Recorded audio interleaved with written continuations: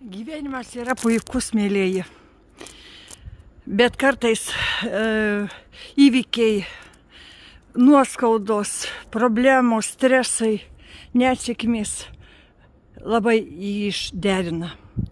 Žmogus pradeda gydytis ne tuo, ko reikėtų, ne tais vaistais, kur reikėtų.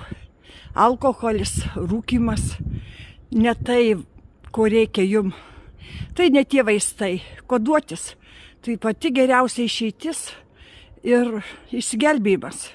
Kodas bet kokiu atveju padės.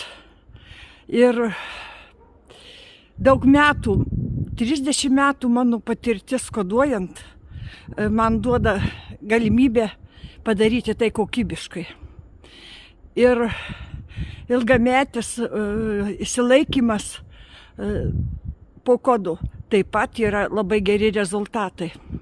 Mėlyji, nekentėkit, jeigu turit šitas problemas, jeigu turi jūsų artimieji šitas problemas.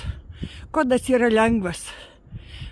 Koduoju be vaistų, be jokių medikamentų, aš bioenergetikė. Ir tiesiog atmetimą organizmų natūralų darau šitam dalykui.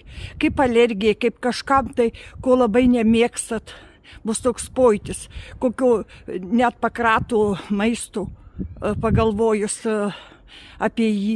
Taip čia pagalvojus apie išgėrimą, taip pat bus toks pojūtis. Tai labai lengvas kodas, labai greitas. Pusę valandos ir jų švarus. Tik reikės atvažiuoti į Vilnių.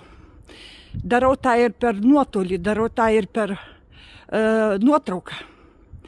Tai truputį sudėtingiau, bet procentas irgi labai geras. Tai taip, kad nebijokit, rizikuokit, pabandykit, nekentėkit, nelaukit.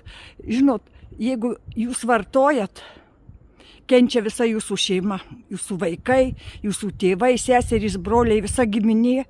Tai ir gėda, ir toks pažeminimas, kad žmogus išgėręs, jisai yra neadekvatus.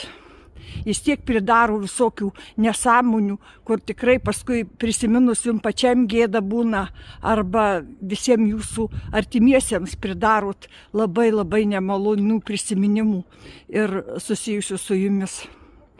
Pasiryškit, nebijokit.